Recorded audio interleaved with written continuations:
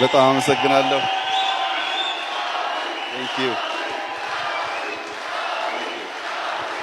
በጣም አመሰግናለሁ።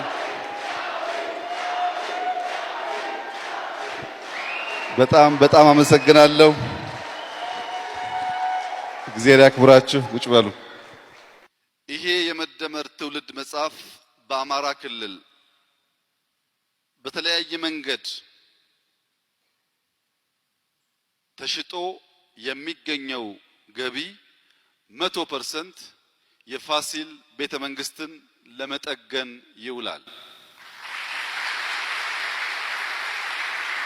100% የፋሲል ቤተ መንግስትን መጠገን የሚያስፈልገው ትውልድን ከትናንትና ማስታረቅ ስለሚያስፈልግ ዶክተር ይልቃል የመደመር መንገድን እንዲያነቡ እንዲሸጡና ፋሲልን እንዲያድሱ በእናንተ ፊት አደራ ልላቸው ፈልጋለሁ።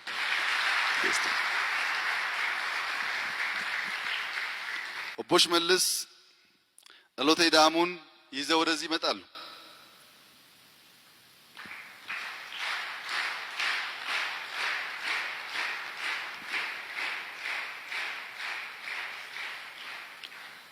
ኦቦሽ መልስ በኦሮሚያ ክልል መጽሐፉን ሽጠው በሚያገኙት ገቢ እጅግ አስደማሚ የሆነውና በእኛ እንዝላልነት የተረሳውን የሶፍ ዑመር ዋሻ አድሰው ለጎብኚ የሚያዘጋጁበት ይሆናል።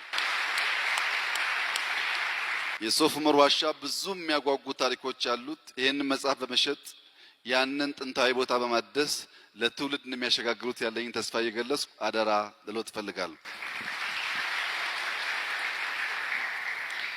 ሁለት ታሪክ ስለሆነ አንድ ከነገ ለመጨመር ክብርት ከንቲባ አዳነች አቤቤ ወደዚህ መጽሐፉን ይዘው ይመጣሉ።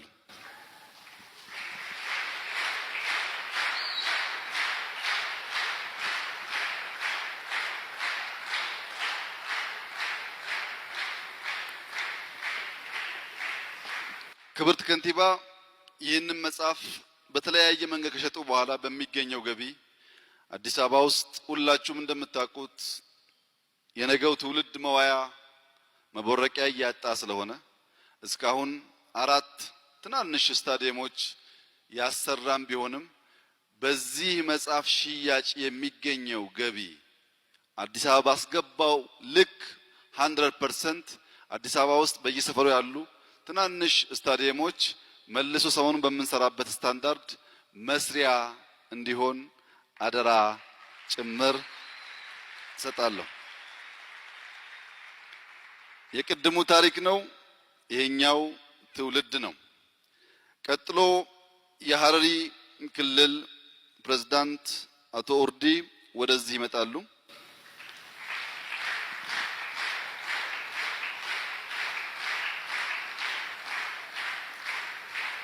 ሁላችሁም እንደምታውቁት በሐረር ከተማ ውስጥ ብዙ ሰዎች ጅብ፣ ስጋ ሰዎች ሲያበሉ ለማየት ይሄዳሉ። ቦታው ግን ለቱሪስት ምቹ አይደለም። ይህንን ቦታ ይህንን መጽሐፍ ሽጠው በሚያገኙት ገቢ ለቱሪስት ምቹ አድርገው አቶ ኦርዲ እንዲሰሩት ከአደራ ጭምር ሰጥቻለሁ። አቶ ደስታው የሲዳማ ክልል ርዕሰ መስተዳድር ወደዚህ ይመጣሉ።